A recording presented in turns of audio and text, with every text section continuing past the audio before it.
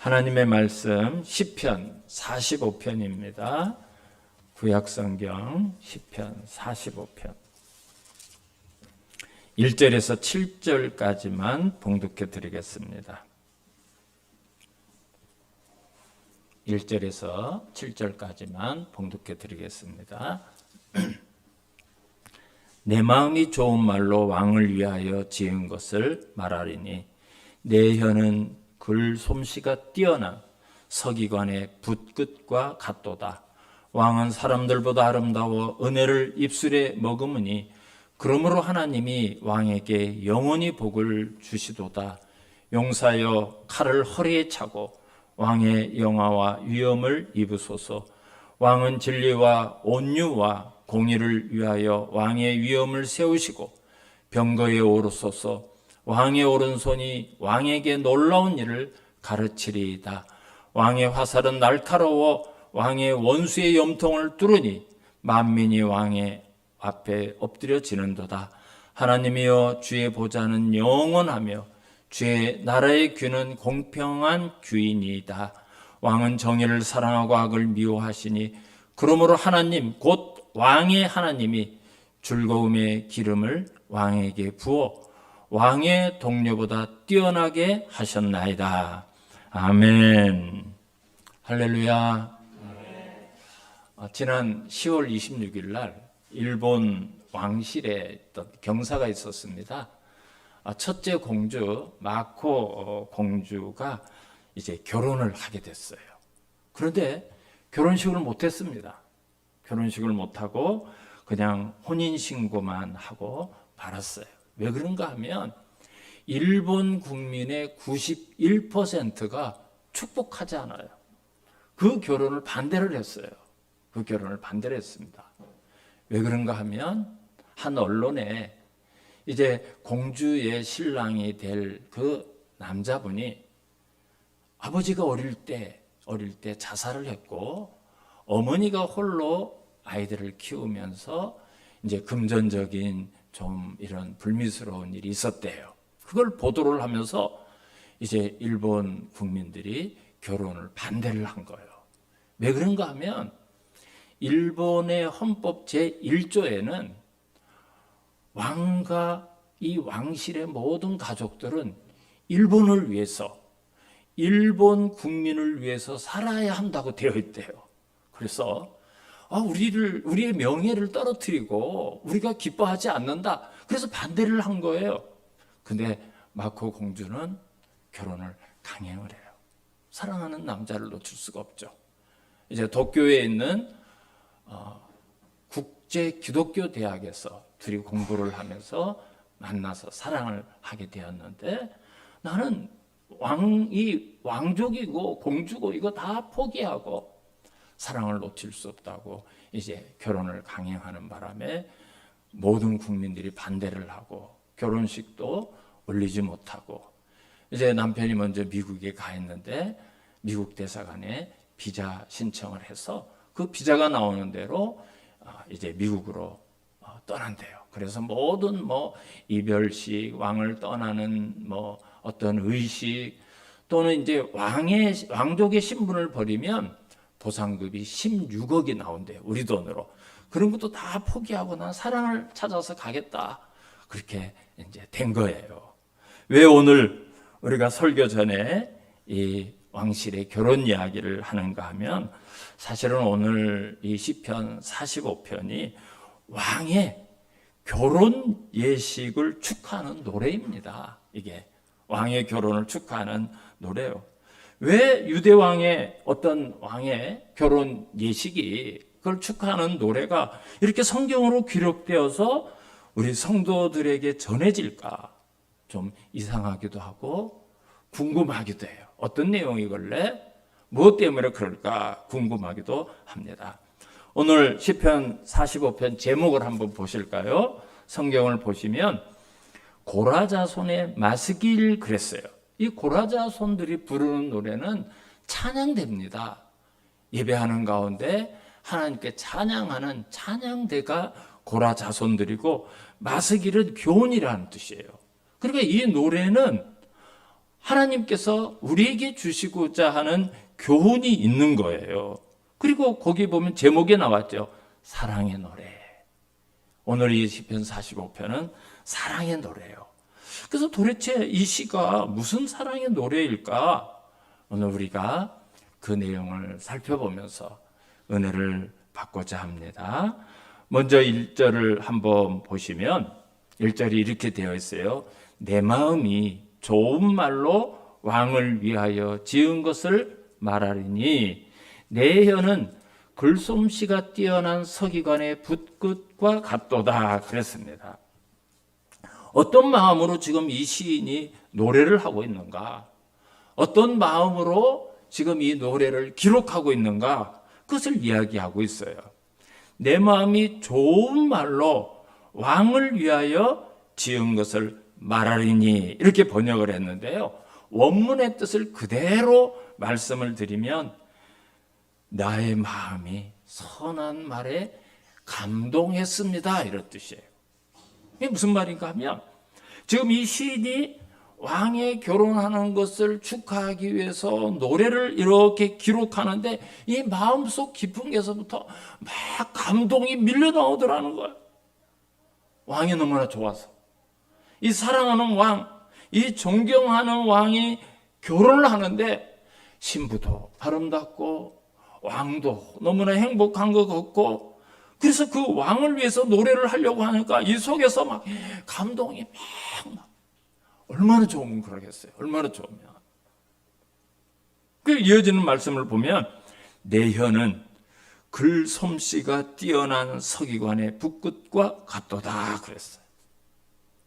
이 붓을 딱 들어서 쓰려고 하는데 저절로 왕에 대한 노래가 저절로 막 나오더라는 거예요.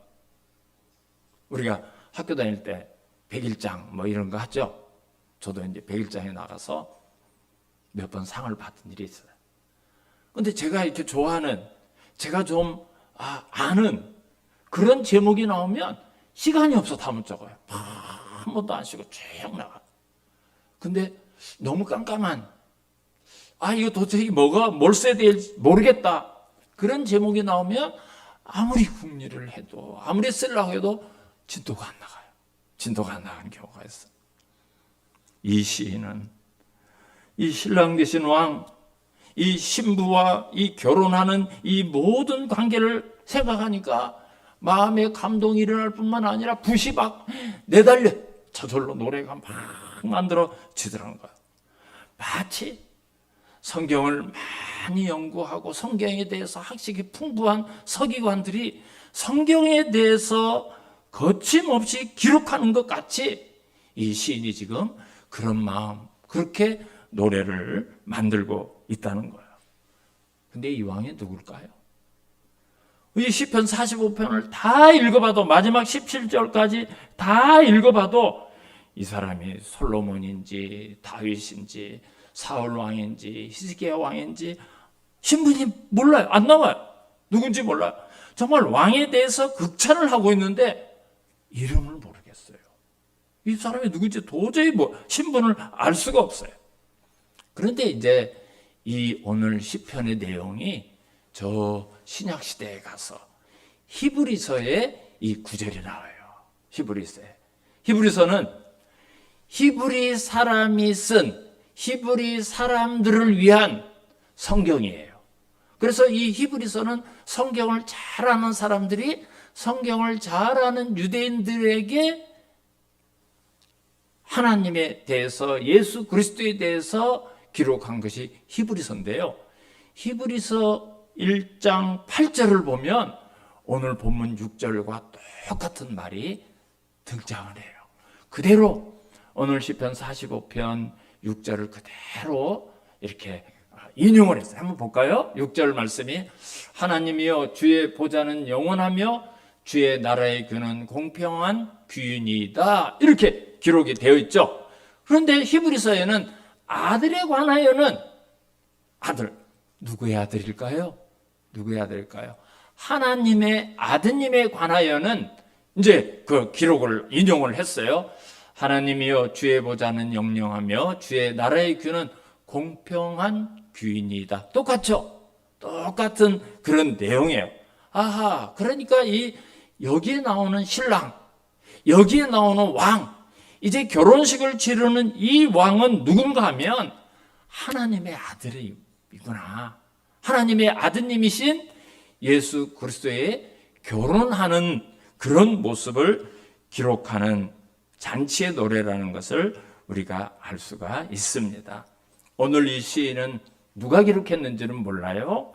성령의 감동을 받아서 오실 그리스도에 대해서, 그리고 앞으로 세워질 교회의 모든 성도들, 그 예수 그리스도와 성도들과의 관계를 혼인잔치로 이렇게 비유해서 말씀을 하고 있는데, 그 신랑인 예수 그리스도, 그분을 생각하니까 마음에 감동이 오고 글이 저절로 써지더라는 거예요. 그래서 오늘 시편 45편의 내용은 신랑 되실 예수 그리스도와 그분의 신부가 될 오고 오는 세상의 모든 하나님의 백성들, 교회 성도들과의 관계를 기록한 노래입니다. 이제 먼저 우리가 도대체 그 왕은 어떤 성품을 가지고 있길래, 어떤 분위기길래 이렇게 이 시인이 감동을 하고 막 아름다운 노래로 이렇게 부르고 있을까? 우리가 잠깐 몇 군데 한번 살펴보려고 하겠습니다. 2절을 한번 보시기 바랍니다. 2절. 우리 같이 한번 읽을까요? 2절. 시작. 왕은 사람들보다 아름다워 은혜를 입술에 머금으니 그러므로 하나님이 왕에게 영원히 복을 주시도다. 아멘. 여러분, 왕은 사람들보다 아름다워 그랬어요. 근데 여기 아름다워라는 히브리 말은 정확하게는 아름답고 아름답다 이거예요. 막 반복해서 그 아름다움을 반복해서 하는 그런 단어예요. 얼마나 아름다운지 아름답고 아름답다 이렇게 이야기를 했어요. 여러분, 이 아름다움은 어떤 인간적인 육체적인 아름다움을 말하는 것이 아니에요. 그분의 성품, 그분의 인격, 그 안에 있는 덕, 보통 인간에게 없는 아름다운 성품이 그 안에 있다는 거예요. 왕의 말 한마디는 법이에요. 왕의 말, 그죠? 왕이 죽여라 하면 죽입니다. 그 사람을 살려 하면 아무리 사형수라도 살려요. 저 사람에게 어떤 장관의 지위를 줘 하면 장관의 임명해요. 그렇죠? 왕은 절대 권력을 가지고 있습니다. 근데 오늘 2절에 보니까 이 왕의 입술에 무엇을 머금고 있다고 노래를 하죠? 왕은 사람들보다 아름답고 아름다워 은혜를 입술에 머금으니 그랬어요. 은혜를 입술에 머금으니. 그러니까 여러분, 이 왕은 입만 열면 은혜가 쏟아지는, 입만 열면 은혜를 베풀어주는 그분의 말씀과 그분의 명령과 그분이 주시는 모든 권고는 은혜를 머금고 있다는 거. 은혜를 베풀어 주시기를 너무너무 기뻐하시는 그런 왕이에요. 얼마나 아름다운 왕입니까? 그냥 입에 이 은혜를 머금고 있는, 그러니까 여러분, 이 시인이 감동할 수밖에 없는 거예요. 최근에 어떤 대선 후보가 어떤 행사장에 가서 이 로봇이 잘 일어나는가 아니라는가 로봇을 뒤집어 버렸어요. 그랬더니 사람들이 왜 로봇을 뒤집느냐, 그 멀쩡하게 걸어가는 로봇을 왜 뒤집느냐 막 비난의 목소리가 났어요. 그랬더니 이제 한편에서는 아니, 생명도 없는 기계, 그걸 뒤집어서 일어나는 거 보려고 뒤집은 게 뭐가 잘못이냐? 이제 그렇게 논란이 있었죠. 그 뉴스를 보면 그게 나와요. 근데 사실은 미국에서는 몇 년 전부터 이 논란이 계속되고 있어요. 이 논란이. 로봇개, 걸어가는 로봇개를 만들어 놓고 갑자기 나타나서 발로 팍 쳐가지고 이 로봇개가 넘어지는가 안 넘어지는가를 동영상을 찍어서 보낸 거예요. 그랬더니 막 이 로봇개가 안 넘어지려고 막 뒤뚱뒤뚱 하다가 탁 섰어요. 그래서 이 사람은 이 로봇이 튼튼하다, 그런 거를 보여주려고 그 실험을 했는데 사람들은 이 로봇이 넘어지지 않으려고 몸부림치는 걸 봐라. 왜 괴롭히냐? 이래가지고 철학적으로 윤리적으로 그런 짓을 하면 안 된다, 이런 주장과, 아니 기계인데 이게 넘어지는지 안 넘어지는지 테스트하는 게 뭐가 잘못됐냐? 몇 년째 이 논란이 있어요. 몇 년째. 그래서 인공지능이 들어가서 만약에 어떤 감정을 가지게 되면 그런 일을 해서는 안 된다, 이렇게 주장하는 사람이 있고, 아니 기계를 왜 그러느냐, 뭐 이런 그런 논란이 지금 계속해서 일어나고 있습니다.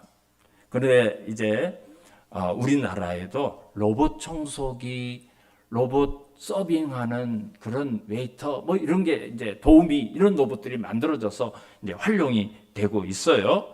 근데 최근에 맘카페에서 이 로봇 청소기를 뭐라고 부르는지 혹시 아십니까?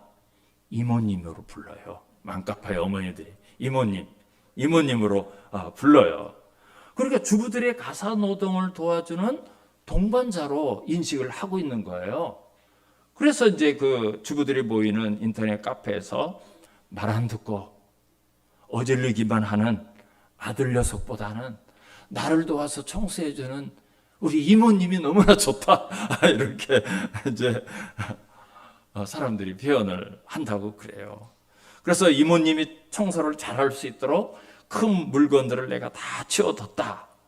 우리 집 애가 로봇 청소기 진로를 막아서, 그러니까 로봇이 가지를 못하고 막 허둥대는 모습을 보고서는 분노가 치밀었다, 막 이렇게 이런 글들이 이제 올라오고 있어요. 여러분, 하나의 기계에도 사람은 이런 감정을 느껴요. 왜 괴롭히냐? 그 아직 생명도 없고 감정도 없는 기계에 대해서도 우리는 그런 감정을 느껴요. 그런데 우리 주님은 어떤 분이신가? 이사야서를 보면 그리스도에 대해서 이렇게 예언을 해요. 그는 양떼같이 양떼를 먹이시며 어린 양을 그 팔로 모아 품에 안으시며 젖먹이는 암컷들을 온순히 인도하시리로다. 오실 그리스도는 선한 목자가 되주셔서 어린 양을 품에 안으시고 마치 젖먹이는 암컷들을 그냥 인도해 주는 그런 선한 목자로 묘사를 했어요. 또 시편 42편 2절과 3절을 보면 그는 외치지 아니하며 목소리를 높이지 아니하며 그 소리를 거리에 들리게 하지 아니하며 상한 갈대를 꺾지 아니하시고 꺼져가는 등불을 끄지 아니하시는 그런 자비로우신, 그런 온유하신 그런 성품을 가지신 분으로 그렇게 묘사를 하고 있습니다. 그런데 그분이 어떤 분이죠? 말씀으로 천지를 창조하신 분입니다. 하나님이십니다. 그분은. 그렇지만 얼마나 온유하고 얼마나 겸손한 분인지, 그분이 예루살렘에 입성하실 때 호화스러운 마차와 병거를 타는 것이 아니라, 말을 타고 오시는 것이 아니라 어린 나귀 새끼를 타고 예루살렘에 십자가를 지러 들어오셔요. 그분이 얼마나 겸손하신 분인가, 우리를 위해서 얼마나 낮아지셨는가, 그걸 보여주셔요. 그게 다 예언이 되어 있죠. 다 예언이 되어 있어요. 스가랴서 9장 9절을 보면 시온에 따라 크게 기뻐할지어다, 예루살렘에 따라 즐거이 부를지어다. 보라, 내 왕이 내게 임하나니. 왕으로 오셔요. 그분은 왕이셔요. 온 인류의 왕으로 오십니다. 그는 공의로우며 구원을 베풀며 겸손하여서 나귀를 타나니 나귀의 작은 것 곧 나귀 새끼니라 그랬어요. 그분은 왕이십니다. 하나님이십니다. 그럼에도 불구하고 얼마나 낮아져서 우리에게 다가오셨는지 몰라요. 이사야 선지자는 이사야 9장 6절에서 그 오실 그리스도, 왕이신 그 하나님에 대해서 이렇게 예언을 해요. 이는 한 아기가 우리에게 낳고 한 아들을 우리에게 주신 바 되었는데 그의 어깨는 정사를 메었고 그의 이름은 기묘자라 모사라 전능하신 하나님이라 영존하시는 아버지라 평강의 왕이라 할 것임이니라 그랬어요.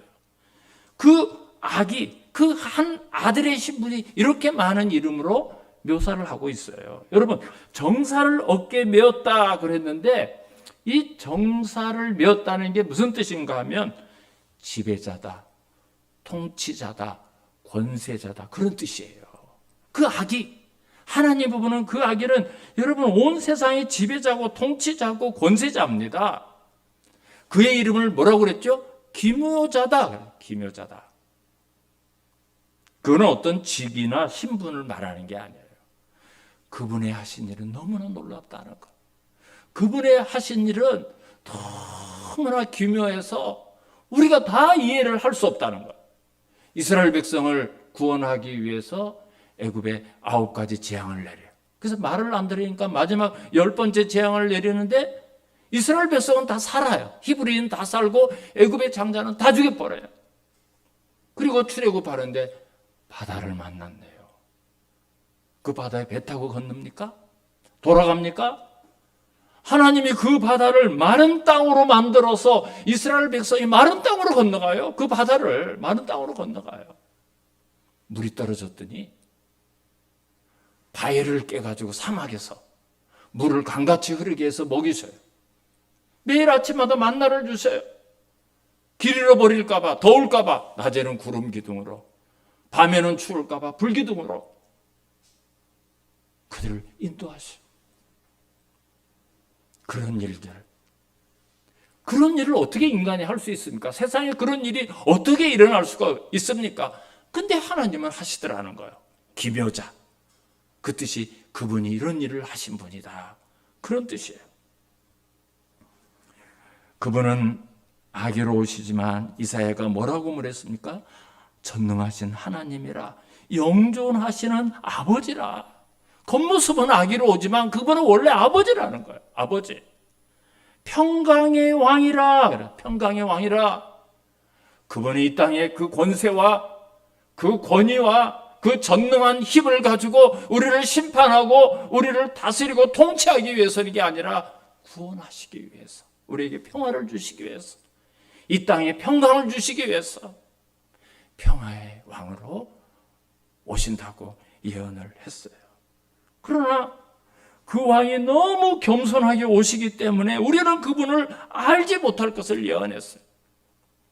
고운 모양도 없고 품체도 없은즉 우리가 보기에 흠모할 만한 아름다운 것이 없다. 우리도 그를 귀히 여기지 아니하였도다.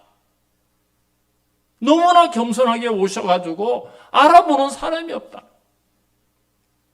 예수님 자신도 그렇게 말씀하셨죠. 나는 마음이 온유하고 겸손하니 내게로 와서 배우라.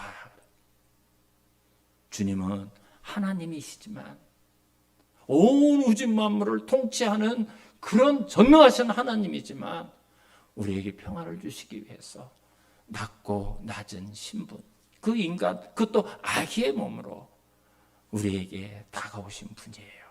그러니까 시인이 성령의 감동을 받아서 이 왕에 대한 노래를 짓는데 막 감동이 오고 그분에 대한 이야기를 쓸 게 너무너무 많았다는 거죠. 두 번째, 오늘 본문은 그분이 얼마나 전능하신 분인가 거기에 대해서 얘기를 해요. 오늘 이 짧은 시간에 다 설명을 드릴 수가 없어요. 3절에서 5절까지 제가 거기까지만 한번 읽어드릴게요. 용사여 칼을 허리에 차고 왕의 영화와 위엄을 입으소서. 왕은 진리와 온유와 공의를 위하여 왕의 위엄을 세우시고 병거에 오르소서. 왕의 오른손이 왕에게 놀라운 일을 가르치리이다. 왕의 화살은 날카로워 왕의 원수의 염통을 뚫으니 만민이 왕의 앞에 엎드려 지는도다. 그랬어요. 패배를 모르는 위대한 왕이야. 만민이 그 앞에 다 엎드려지는 왕이라고 말씀하고 있습니다.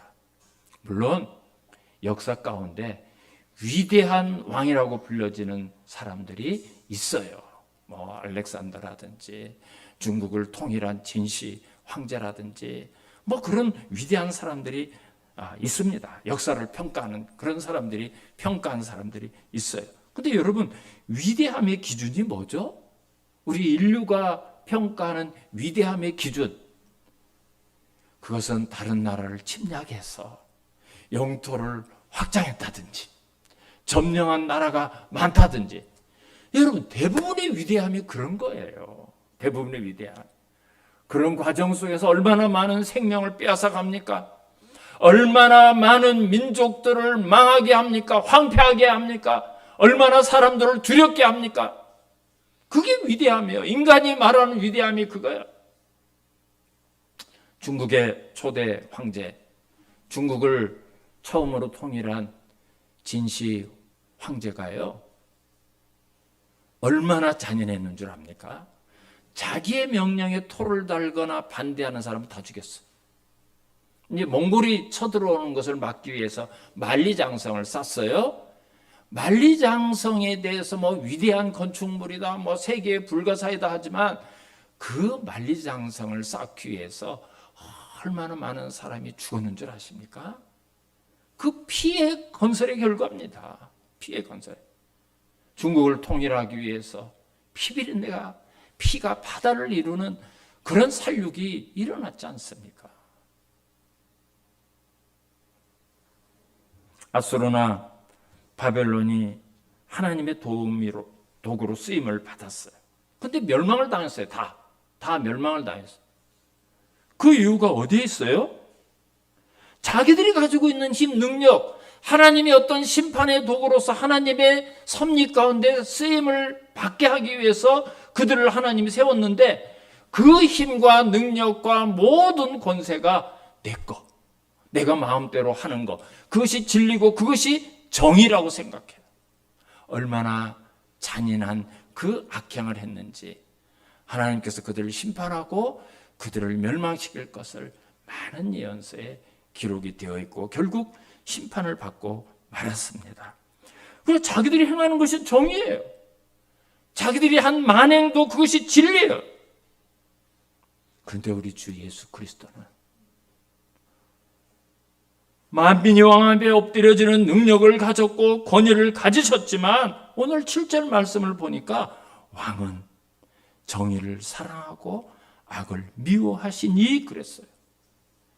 정의를 사랑하고 악을 미워하시는 분이에요. 여러분, 이 정의를, 여기서 말하는 이 정의의 의미는 신분 고하를 막론하고 남녀노소를 막론하고, 그 사람이 강하든지 약하든지 많이 가졌든지 적게 가졌든지 어떤 상황에 있든지 간에 하나님께서, 이 왕께서 은혜를 베풀어 주시는 분이라는 거예요. 공평한 은혜.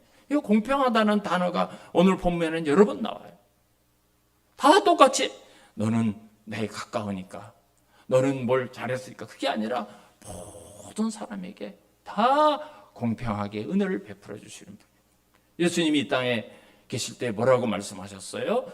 수고하고 무거운 짐진 자들아, 잘생긴 사람만 나한테 와라, 많이 가진 사람만 나한테 와라, 높은 자리에 있는 사람만 나한테 와라, 그러셨나요?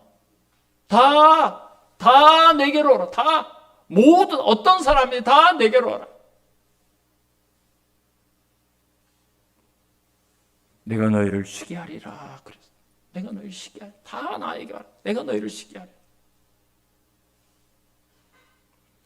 그래서 에베소서 2장에서는 예수 그리스도에 대해서 그는 우리의 화평이신지라 그랬어요. 우리의 화평이신지라.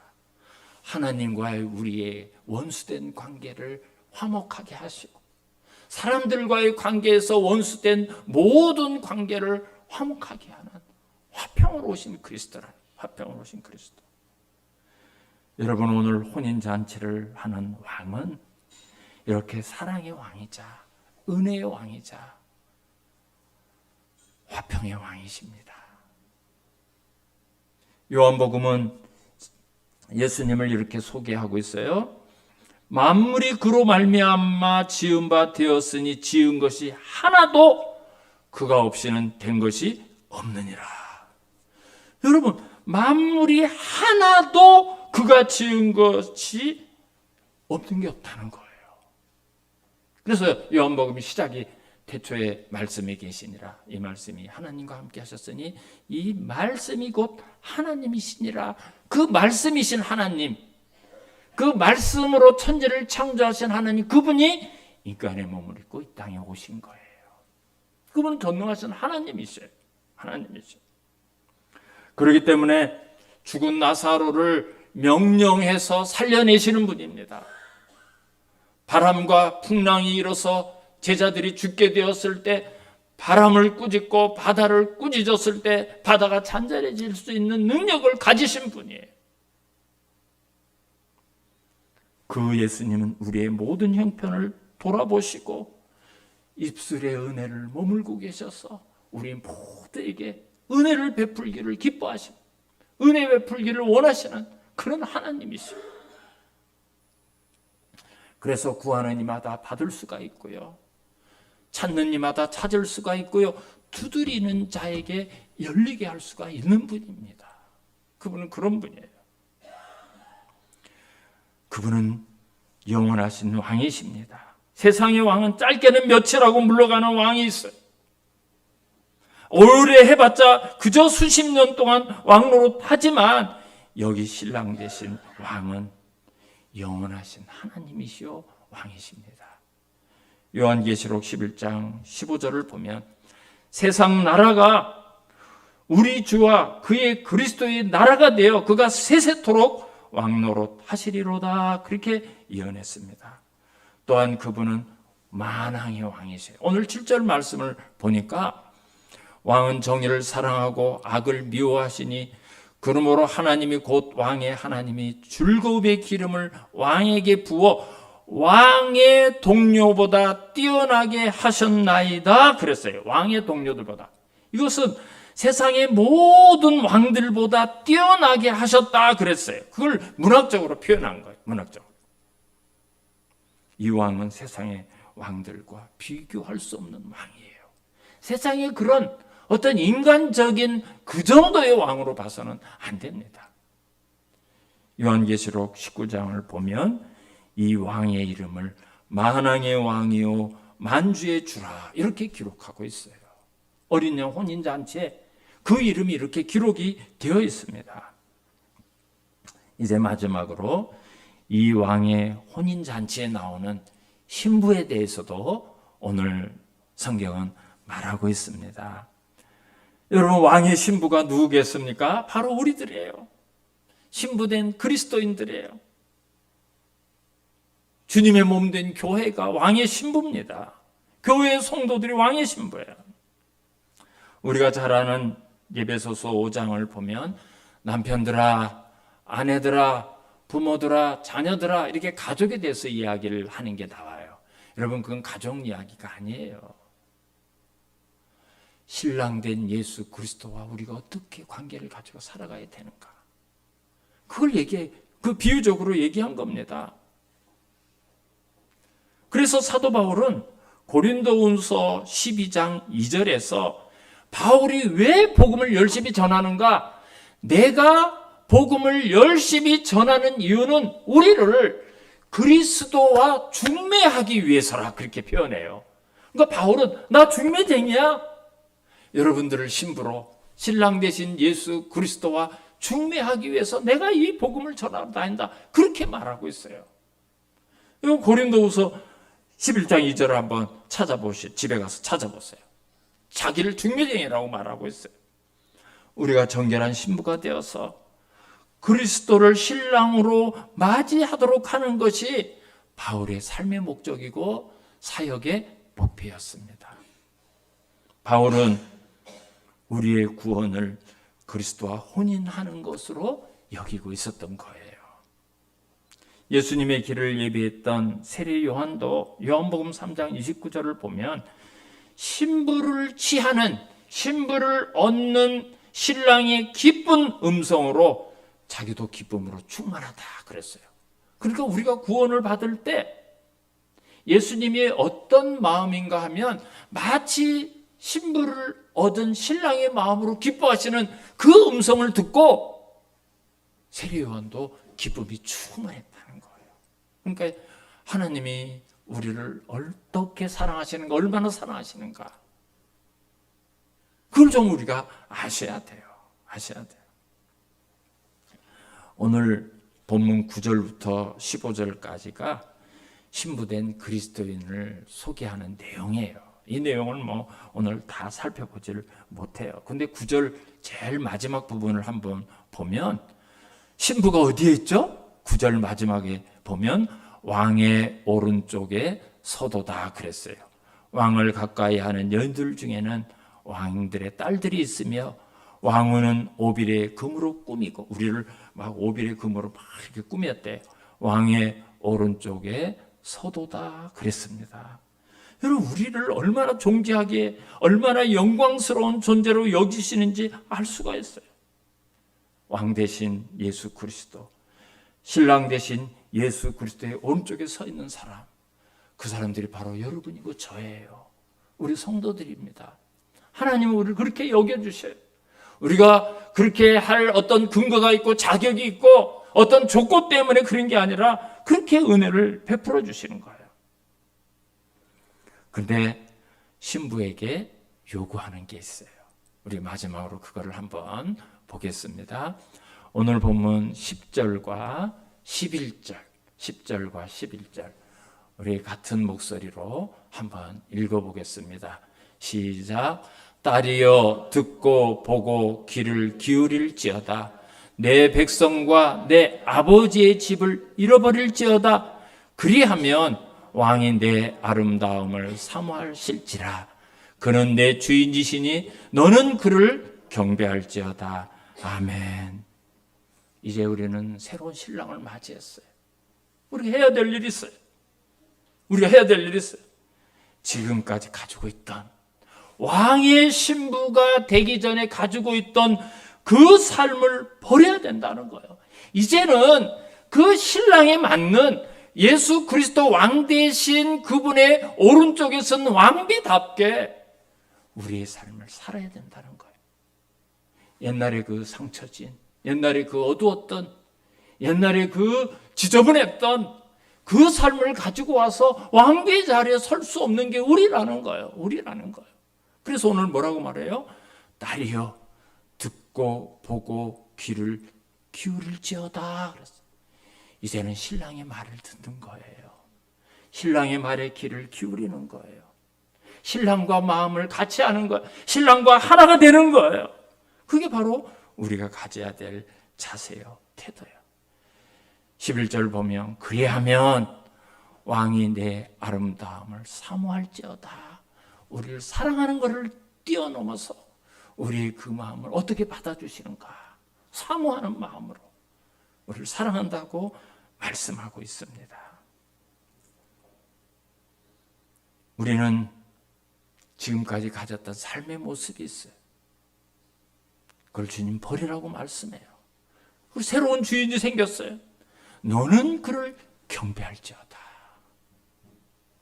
우리가 그 신랑 대신 그 왕은 전능하신 하나님이요, 왕 중의 왕이요, 만주의 주이시기 때문에 우리는 그분을 경배하는 삶을 살아야 돼요. 경배하는 것의 가장 첫 번째는 예배자죠. 예배죠.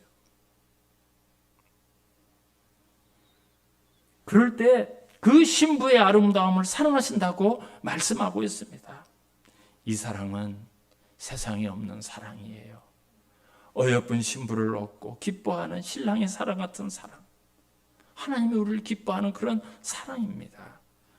성령의 감동을 받은 시인이 그 왕과 신부의 아름다운 결혼을 이렇게 성령의 충만한 가운데 그 모습을 보면서 오늘 이렇게 아름다운 관계를 예언하고 있습니다.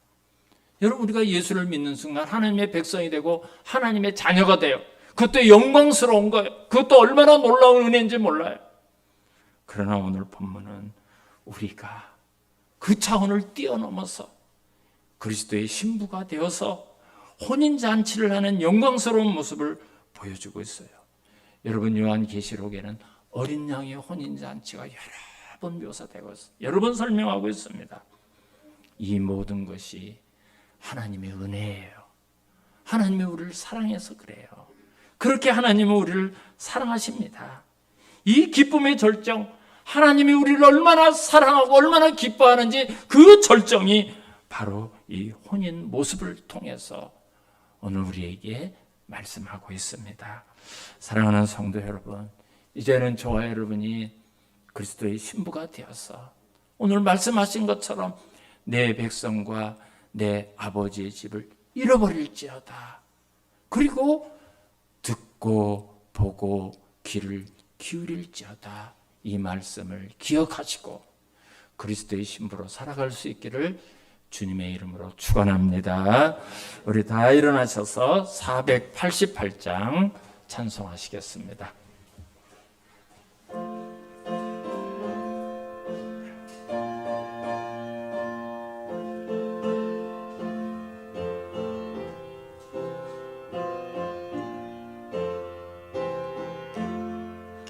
이 몸의 소망 무언가 우리 주 예수뿐일세. 우리 주 예수밖에는 믿을 주 없도다. 주 나의 반석이시니 그 위에 내가 서리라. 그 위에 내가 서리라. 무섭게 바람 부는 밤 물결이 높이 설렐 때 우리 주 크신 은혜에 소망에 닿을 줄이라. 주 나의 반석이시니 그 위에 내가 서리라. 그 위에 내가 서리라. 세상에 믿던 모든 것 끊어질 그날 되어도 구주의 언약 믿사와 내 소망 더욱 그리라. 주 나의 반석이시니 그 위에 내가 서리라. 그 위에 내가 서리라. 바라던 천국 올라가 하나님 앞에 배울 때 구주의 의를 힘입어 어여시 바로 서리라. 주 나의 반석이시니 그 위에 내가 서리라. 그 위에 내가 서리라. 아멘.